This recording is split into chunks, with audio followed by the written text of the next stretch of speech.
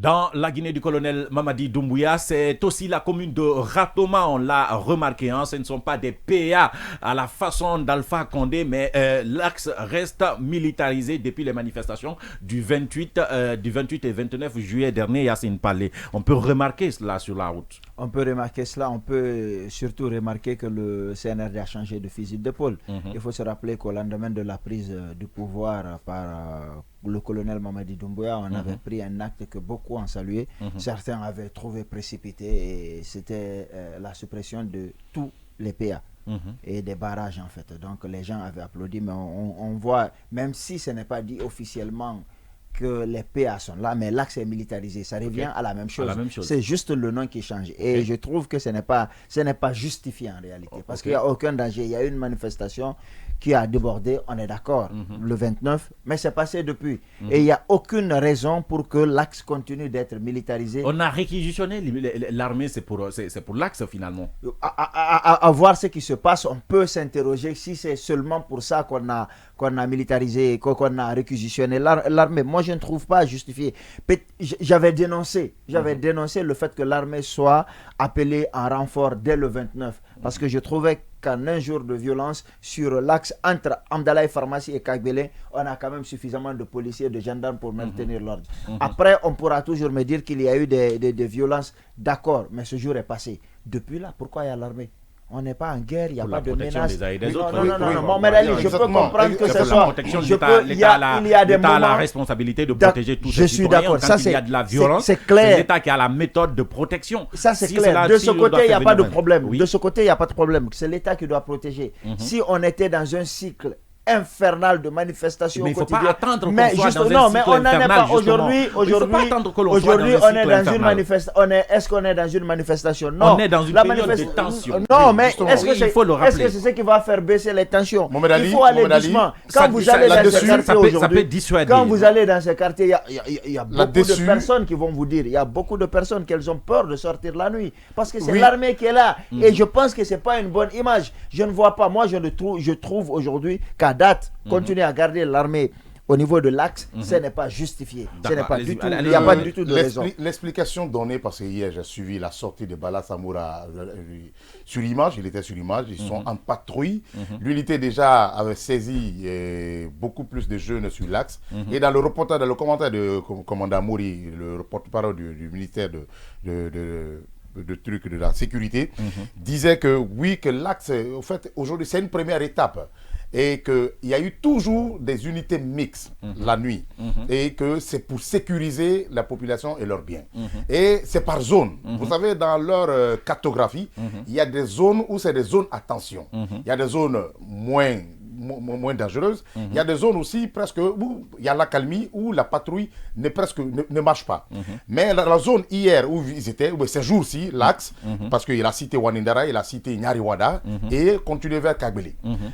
Sur les images, on a vu, ils ont fait beaucoup plus d'arrestations avec des jeunes, avec des boules de drogue, de chanvre indien.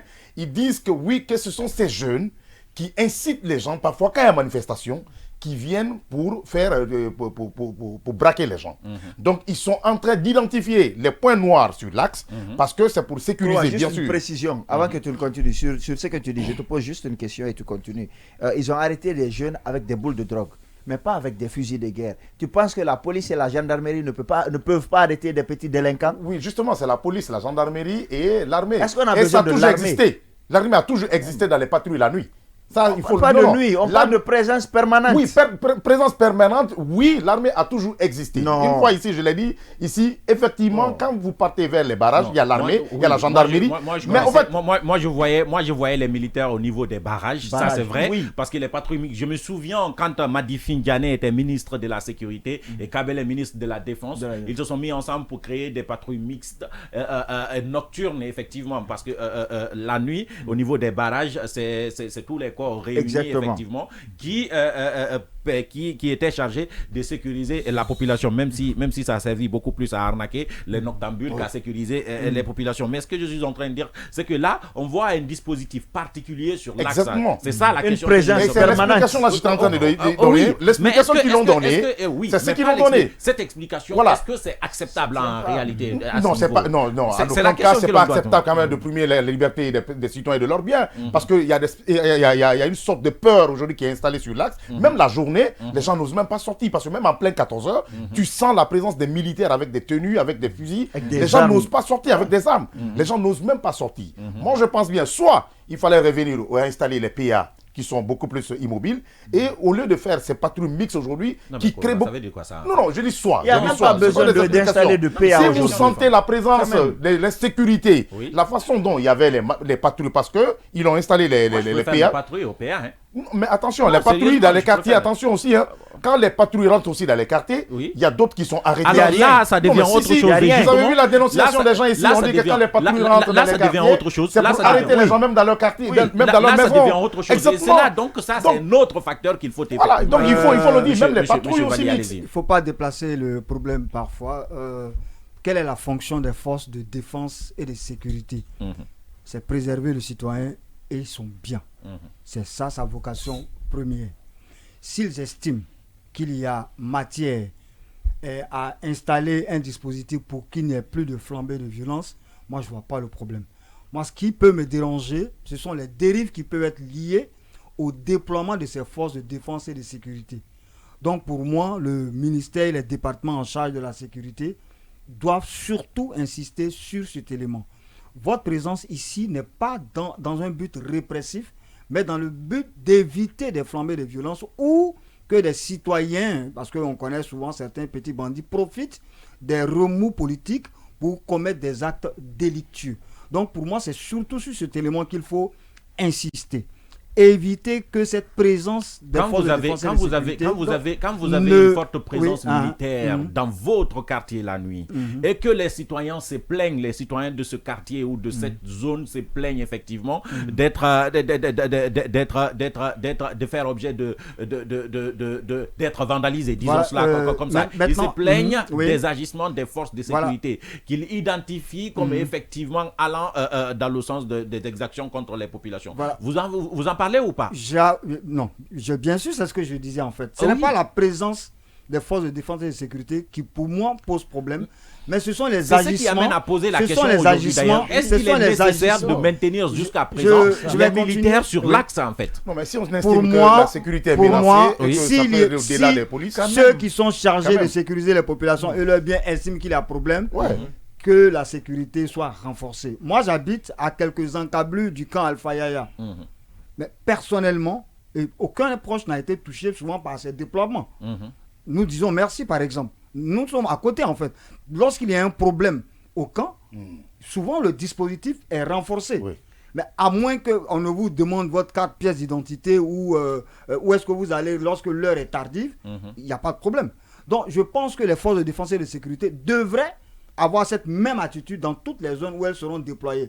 Parce que lorsqu'on doit envoyer un policier, lorsqu'on doit envoyer un militaire, en tant que citoyen, on doit se sentir rassuré et non se sentir menacé. Et c'est pas ce qui se passe, justement, c'est ça la question. Justement, voilà pourquoi je dis que c'est là où on doit insister, éviter que ces forces de défense et de sécurité ne profitent de la situation pour vandaliser ou pour agresser des pauvres citoyens. Quelle est la raison, quelle est la raison juste que je me pose avant on va laisser Odilon. Pour juste une interrogation. Ok. Oui, on va laisser Odilon. Allez-y, Odilon. La mission de maintien d'ordre est une mission régalienne de l'État. On est d'accord.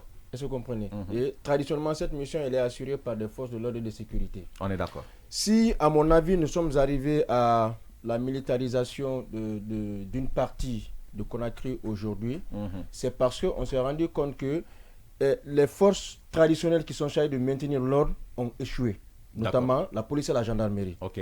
Ceci m'amène à me reposer. Donc ça veut dire aujourd'hui sur l'axe, la police et la gendarmerie ne peuvent pas maintenir l'ordre. Hein? Si les militaires ont été invités, c'est parce que la police et la gendarmerie semblent échouer. Maintenant la question, est-ce que le fait de militariser ce taxe-là, est-ce qu'il est légal? Oui, parce que nous avons la loi portant maintien d'ordre en Guinée. je vais rebondir un peu sur un élément de Valé tout à l'heure. Il faut rappeler que au regard de cette loi-là, la répression vient compléter la prévention. Au fait, le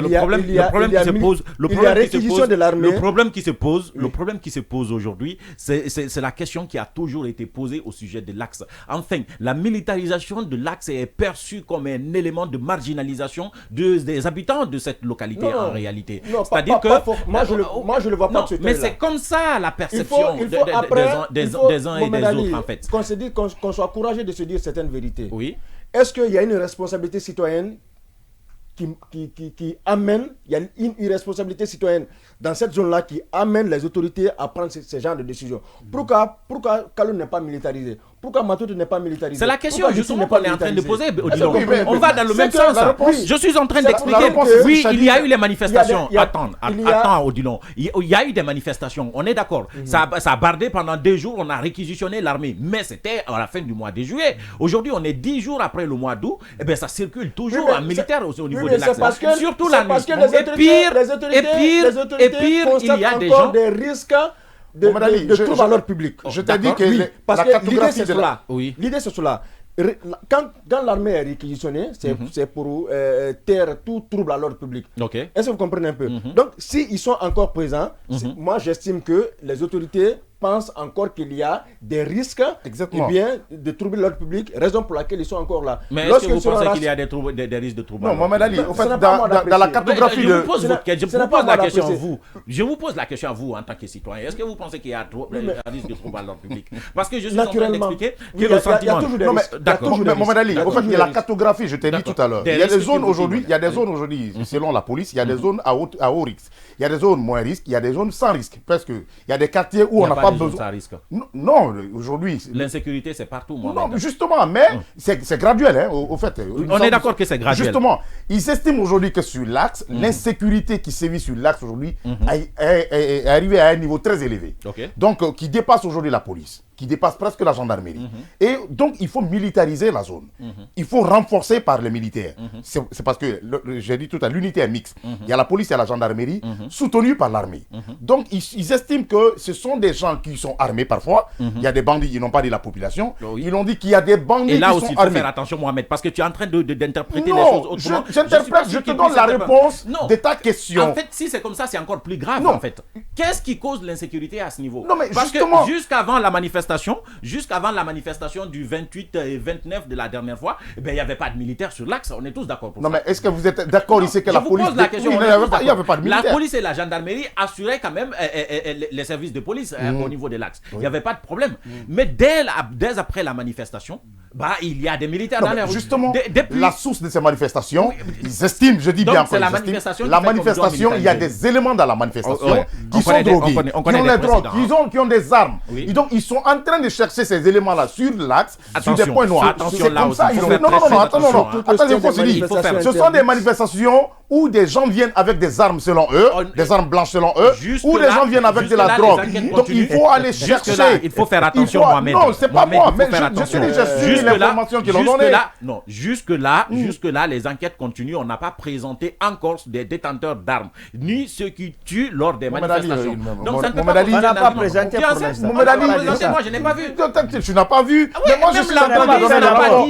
Je suis en train de donner le rapport de la police ou bien de la gendarmerie. L'image que j'ai vue hier, ils sont en train de militariser la zone parce qu'ils estiment qu'il y a des gens aujourd'hui sur l'axe qui se droguent pour venir manifester, pour venir s'attaquer aux gens.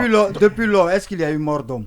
Non, depuis la manifestation. Parce que nous critiquons... Non, mais est-ce que c'est moi qui le dis? Vous suivez un peu l'actualité internationale, avec moi. Vous avez vu, par exemple, la Sierra Leone qui a eu un seul jour de manifestation. Le gouvernement était obligé de faire un coup-de-feu.